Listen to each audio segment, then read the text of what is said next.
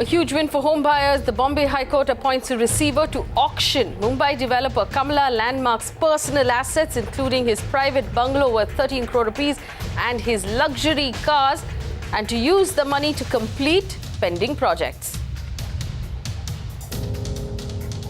A shocking case of an acid attack reported in Gurgaon. A 2-year-old baby was abducted, attacked with acid because his father stood up against a man for stalking the baby's mother. And across the nation, India's daughters continue to feel unsafe in Mumbai. No arrests, no leads yet on the rape and murder of a 24-year-old physiotherapist in Vile Parle. अगर वो digital mode से करता है या check mode से करता है तो उसकी इनकम 2 करोड़ की टर्नओवर पे केवल 12 लाख मानी जाएगी. Finance Minister Arun Jaitley reaches out, reassures people that there is enough cash in the system. This comes 10 days before the Prime Minister's self-set 50-day deadline to restore normalcy.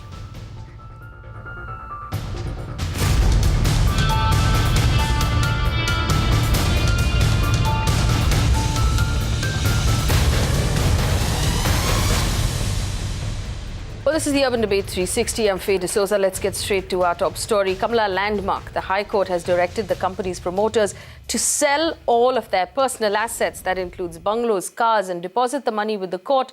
The money will then be used to complete delayed projects. The High Court has also appointed a receiver to ensure better transparency of the auction process. Disha Shah, who's been tracking that case, brings us details of what transpired in court. Disha joins us on the phone line. Disha, this is a landmark judgment, really. The court there appointing a receiver, liquidating the assets, the personal assets of Jitendra Jain. Yes, absolutely, Faye. And of course, this could also be called as a relief of sorts for hundreds of home buyers who have been fighting and battling for their homes for nearly 6 years. But the latest on Tuesday, the High Court has asked one of the promoter, Ketan Shah, to sell off his personal property, the bungalow, which is worth 13 crore rupees, which he had bought just 2 months back and gifted to his small daughter at Malabar Hill in Mumbai. So, of course, the High Court has said that that property will be auctioned and the best bidder will get the property and that money will be deposited. And just to ensure that the auction process is transparent, the High Court has appointed a receiver which will ensure that it's done and that money will be used to complete all the delayed projects. The second major thing what happened at the court is that the High Court has also asked the builders to sell off their personal investments, which includes their 7 cars, in all total 7 cars like the Mercedes, Audi, BMW, and to deposit that money in the court, and that money also will be used to complete all the pending projects. And the third major point was that the High Court has asked the builders to direct all of their assets, to disclose all of their personal assets latest by 23rd of December, and the next hearing on this will take place on 10th of January 2017. All right, Disha, many thanks for joining us on the phone line. Disha, they're tracking that story, bringing us details of what's happening in court. From what we understand, viewers, this is a landmark judgment because there are so many buyers across the country who are waiting for homes that never got delivered. Now, in some cases, the builder will still have an intention to deliver and will start a conversation with the buyer to try and finish the apartment. In this particular case, the builder was accused of cheating. Now, in order to be accused of cheating, the buyers have to prove in court that the developer never had an intention of building. His intention was just to collect the money and never deliver the home. Now the court has, of course, passed a judgment saying 7 luxury cars, 1 bungalow will be liquidated. The money will be sent to a receiver appointed by the court and will be used to complete the projects that are pending. Avikshit Maral, who is a partner with Juriscorp, joins us right now. Avikshit, from the case that we're talking about, it's obvious now that courts are taking a much harder stand against developers who have cheated customers or who have not delivered homes. Now, this is a landmark judgment, but do you believe this will also give confidence to buyers across the country to now approach the courts and seek justice? Yeah, so personally, I have not tracked this matter, but from what I hear, if this is the precedent that has been set by the Bombay High Court, I think there's lots for people to learn out of this matter. Now, I just wanted to bring to everyone's attention two new developments that has happened, especially in the real estate sector. One is RERA just around the corner coming in. Now, RERA anyways contemplates a scenario where there is tremendous amount of personal liability that's been put on a promoter with regards declarations and, affidavits to be filed. So there, under that regime anyway, if there is a default, you be rest assured there will be lots of orders like this that will be passed. And another important thing that I picked up from your reporter when she was actually giving the news report was that this property was actually transferred by him to his daughter, the person concerned. And, in the past, this has been a standard modus which was used by people for getting rid of their personal assets and liabilities. But we have to be mindful that there is actually an amendment that is coming to the Benami transaction as well, the Benami Properties Act. Now, that also will hinder such transactions. So, yes, the personal liability of promoters will increase greatly. And this will set a precedent for even several matters which have similar facts and where, the proceedings are pending because there are issues as far as financial ability of the developer is concerned to complete a transaction. Now, what you will see is eventually the court directing promoters to shell out money from their personal pockets. Abhishek, many thanks for joining us on the phone here about this landmark directive by the High Court of Mumbai that instructs Kamalashri builders in the Kamala landmark case to liquidate the assets of the developer, including a bungalow and 7 luxury cars. The money should then be deposited with a court-appointed receiver who will ensure that the money is used to complete projects which buyers have paid for. The next hearing in this case will be on the 10th of January. We've been tracking that case very, very closely, and we'll bring you more updates as and when it happens. Like Abhishek pointed out, of course, there is the RERA, which is the regulator. But in Maharashtra, we find that the rules written out for RERA have been watered down tremendously to favor developers. Rather than to favor home buyers. This is something I request all prospective home buyers and all citizens to get in touch with the Maharashtra government about and put forth your notes on the fact that you believe that a watered down RERA will be of no use to any home buyer. Moving on right now, Finance Minister Arun Jaitley says that the economic slowdown due to demonetization will last for 2 months at maximum.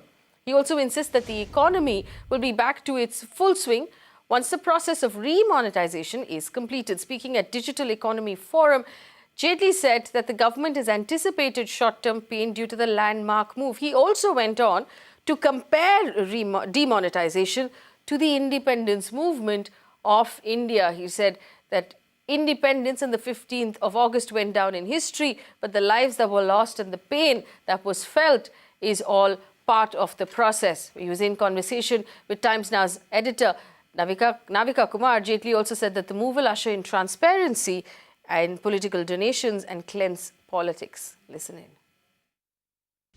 At a time where the global economy has not been doing well, India stood out as a bright spot, growing at about 7.6%, 7.5%. And therefore, India had the confidence to go and take decisive steps. Now, some of these steps, particularly the cessation of legal tender, the currency step, is termed as disruptive in the sense that during the remonetization period, there would be a cash crunch and therefore the demand itself would fall. It's a legitimate viewpoint.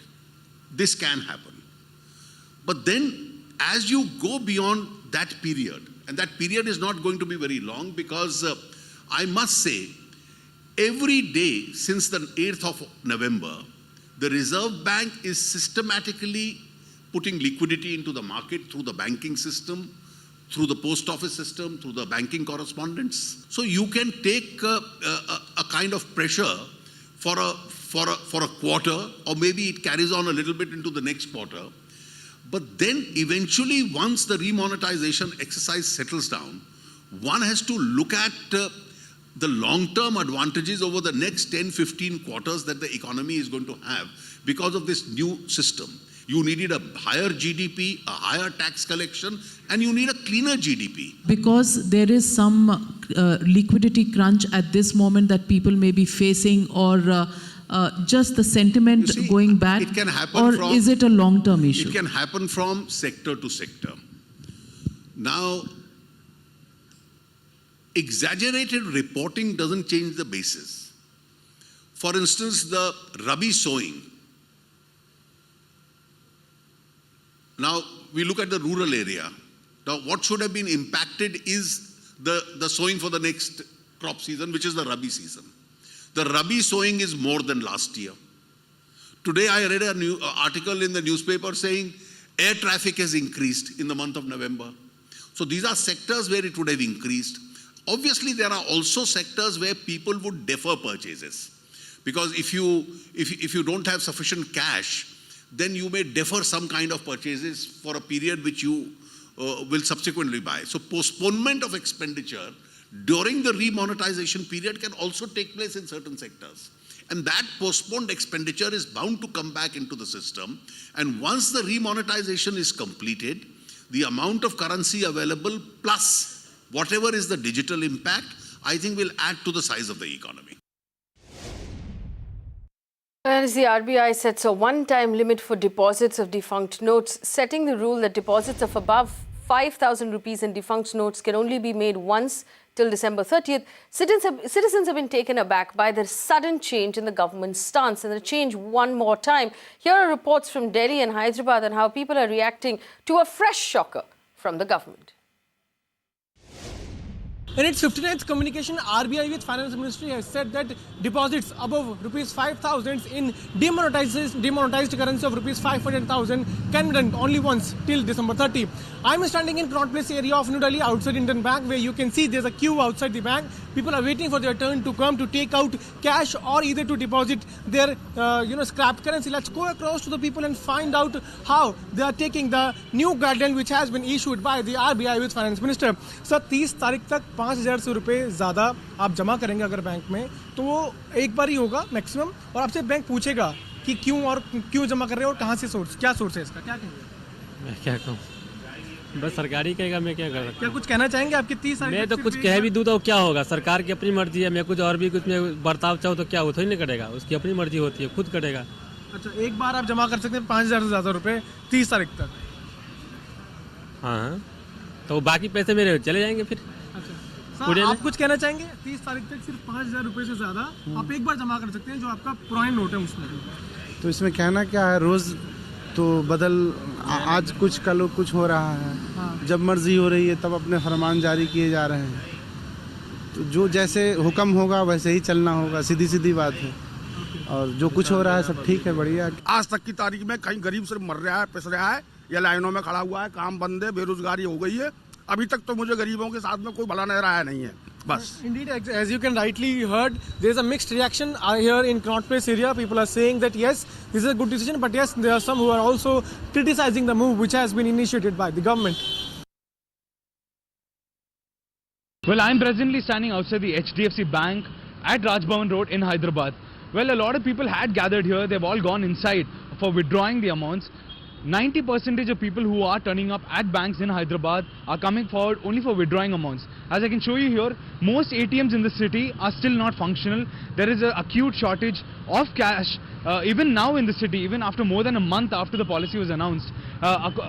About the latest development, about the latest announcement about depositing more than rupees 5,000 and being questioned about it, I spoke to a few people who told me they're not really aware of the latest announcement. If I can talk to two gentlemen who are right here. भैया आप बताइए, आपको पता है कि ये नया announcement जो 5,000 रुपीज़ से ज़्यादा अगर डिपॉजिट करे आप क्वेश्चन किया जाएगा, इसके बारे में आपको पता है? नहीं, मेरे को पता नहीं है। ये आपको पता है? अगर मालूम है मेरे को, लेकिन 7 बजे मालूम हुआ है, तो ये सब अनाउंस करने से पहले तो एक बार बोलना चाहिए ना। आज 5,000 ओनली, जैसे कि सोचते घर में मेरे पास 10,000 हो गए। अभी शुरुआत में होगा कि बड़ा लाइन, मैं सोचूंगा एंड में दे दे तो मेरे को थोड़ा कम लाइन हो जाए, मैं डिपॉजिट होगा। अभी मेरे पास 10,000 कैसे लगा, एग्जाम्पल मैं बोल रहा हूँ एज ए कॉमन मैन, तो अभी ये भी मुश्किल हो जाए ना हमको भी। अभी मैं विड्रॉ करने गया, मेरे को अभी पैसा दिया, अभी पैसा छुट्टा करने के लिए मेरे पास अभी चेंज के लिए किधर जाऊँ? 24,000 दिया अभी मेरे को, लेकिन वो छुट्टा के लिए किधर जाना? 24,000 को छुट्टा देगा। अभी मैं चाय वाला को, पानी वाला को, डिश वाला को, नेट वाला को, रूम रेंट के लिए पैसा करने का छुट्टा भी चाहिए, छुट्टा भी नहीं दे रहा। पूछा तो भी नहीं, उसको थोड़ी ना 2 हाथ दे सकते हैं, वो भी बोलेगा मेरे को छुट्टा चाहिए, वो छुट्टा कहाँ से लाऊँ? Well, two important points being raised by these gentlemen right here. Number one, there is still an acute shortage of lower denomination notes, and they are being handed over 2,000 rupee notes, and that is still causing a lot of trouble to the common man here. And the second point is, Initially, the announcement that was made said that until December 31st, people had time, until December 30th, I beg your pardon, people had time to go to the banks and deposit their old notes. A lot of people who didn't have an urgency waited for a while, expecting the queues to go down, expecting the lines to die down, so that they could go to the banks and deposit their old currency. People like them are now in for a shock, as the government has announced that people have to deposit their money within 5,000 rupees, or they will have to give a written explanation as to why they did not deposit the money so far. In Kolkata, a 17-year-old girl has been gang raped by a man who promised to marry her and members of his family. The accused and his uncle allegedly raped the girl to teach her a lesson. Here's a report. हम लोग में एक मतलब वो मुझसे बोला तुमसे हम प्यार करते हैं, तो हम उसको बोले ठीक है, तो वो बोला तुम्हारे साथ सेक्स करेंगे और शादी करेंगे. मेरे घर पे आया रेप किया दो मामा और उसके भाई. तो उस टाइम मेरे घर पर मेरे मम्मी पापा कोई नहीं था. उस टाइम मैं अकेली घर पे थी अपना. तो मेरे साथ ज़बरदस्ती करके फिर चल गया. तो मैं लड़का को बोली तुम हमसे शादी करो. तो बोला वो तो मेरे दोस्त मेरे भाई मामा तुम्हारे साथ सब कुछ किया, तो मतलब तीनों से तुम शादी करोगी. हमने नहीं तुमसे करना. तो बोला ये गंदा वीडियो है, मैं सबको दिखा दूंगी और तुमको मतलब तुम किसी को बोलोगी तो तुमको फंसा देंगे. आज तक जितने भी एक्यूज्ड हैं उनको एक दिन के लिए भी पुलिस ने अरेस्ट नहीं किया, एक दिन के लिए भी नहीं. सारे एफआईआर गैंग रेप और रेप की है बावजूद सारे एफआईआर 376, 417, 506, 354, 324, 376D ये सारे एफआईआर्स हैं. फिर भी आज तक एक घंटे के लिए भी कोई अक्यूज्ड अरेस्ट नहीं हुआ. No arrests yet in this horrific incident in Kolkata, and we continue to fight for the rights of women and that brave girl who's come forward to tell the truth and to demand justice. As a country, we need to stand with the women who demand justice against rapists. Another horrific incident leaves the entire national capital region in shock. A stalker in Gurugram abducted and poured acid on a 2-year-old baby. The hapless child has suffered severe burn injuries and is currently in Delhi's Safdarjung Hospital. According to the father of the child, Jama Prasad, the accused was harassing his wife for a very long time. He did this for revenge.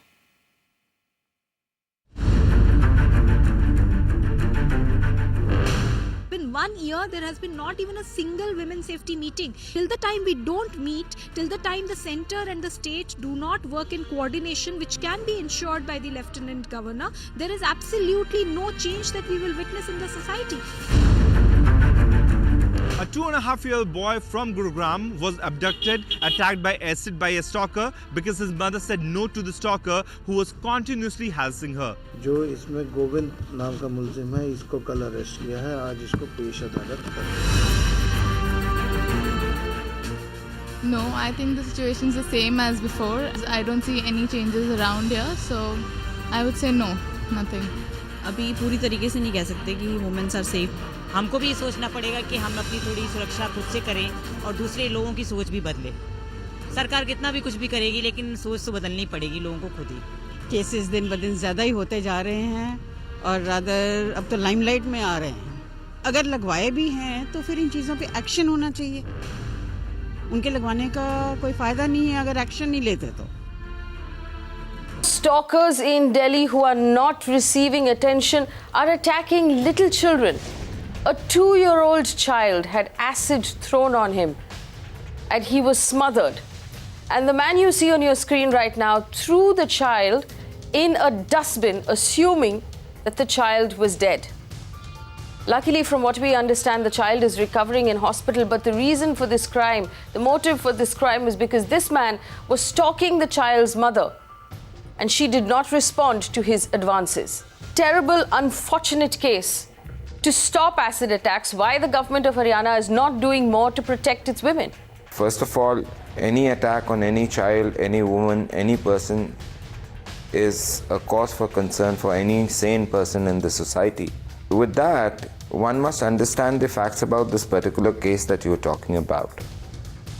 The acid used is the house cleaning acid, which is out of the list of the banned acids. An acid bottle is available at 30 rupees a bottle, which is a lot cheaper for the perverts, psychopaths and the jilted lovers. That it comes much cheaper than a knife, a Rampuri chakku or a country-made pistol. Therefore, all the perverts take recourse to acid throwing, and I would like to bring before you and the learned panelists, it is not the domestic use of acids, it is the pH value, which is the acidity or the alkalinity, which should be between 11.5 and 14, whether it is domestic or industrial or whatever be the use, it has to be sold in a controlled manner. 67 crimes against women are reported daily in Haryana. I think it's unfortunate that we have representatives constantly trying to peddle the narrative that enough is being done, that we are taking care of women's safety. Clearly enough is not being done. This is not an attack against a politician or against a political party, because all of that is irrelevant to me. I'm politically agnostic as well. What is relevant to me is the status of a woman in society. What is relevant to me is that women are not safe. So to try and peddle this narrative that, you know what, we are doing enough. No. How about we just honestly own up that enough is not being done? There are no deterrent measures being put in place. We have utterly failed our women as far as safety is concerned. You talk about laws, we don't want to talk about laws because there are enough laws now. 2013, we had the Nirbhaya Kand, we had the amendment, criminal law amendments for stalking, for acid throwing, for gang rape, you name, and whatever was left, eve teasing from 354 seconds, they can go to a police station, file an FIR. We are not on the mode of filing FIR, whether it's online or somebody can immediately go and file an FIR. Laws are there. Where is the implementation and who is going to implement? We may talk about political parties, we may talk about governments, but nothing is being done enough. There is no fear of police. People do not really think that they can't get away with that. There is so much impunity about committing any crime against women. If you can't go to a park in your own city where you live in your own vicinity, then you can't even, why should you live in that home in that city? How can you live in that home and feel safe? Just tell me, do you believe Haryana is safe? That is the situation we have been reduced to now. No, it is not. Politicians are tending to just blame each other. There is no FIR being lodged at the police station. Once the acid attack has taken place, FIR has been lodged and the person is in the hospital. Once the treatment is done, anybody going to get the copy of FIR also, they don't get it from the police station. They always say that you have to get the family member, and the family member is already there in the hospital. So who is going to get the FIR copy to go ahead so that they can file a case, they can go ahead for the compensation? Nothing has been taken care of. We're going to continue to fight for rights of women on this channel, as it is our campaign for the government to do more to fight for women. The basic and our first demand is that acid be outlawed. Acid in all of its forms, whether as a cleaning agent or anything else, should not be available over the counter in our country. This is not a big demand. This is something that the government can action as soon as possible. Too many people are being affected and the number of acid attacks are on the rise.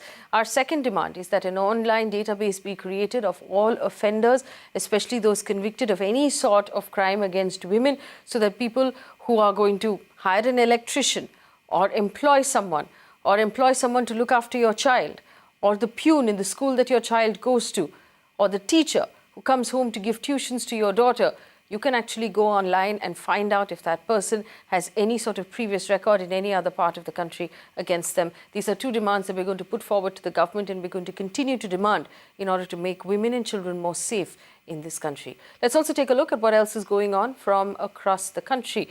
A fire broke out on the 22nd floor of the Air India building in Nariman Point. 8 fire engines and 7 water tankers were rushed to the spot to douse out the fire. No casualties have been reported. The fire brigade officials are investigating the cause of the fire. And in Delhi, citizens can now finally breathe stench-free air. The National Green Tribunal has announced a penalty of 10,000 rupees on those found throwing waste in public places. The national capital, which generates 9,600 metric tons of waste every day, has no clear map with municipal bodies on how to deal with all of that waste generated. The National Green Tribunal has directed the commissioners of each of the corporations to submit a scheme before the tribunal within the end of the month for providing an incentive to people who segregate their waste at the source by way of rebate on property tax. That's a wrap on Urban Debate 360. Stay with the channel for more news and updates.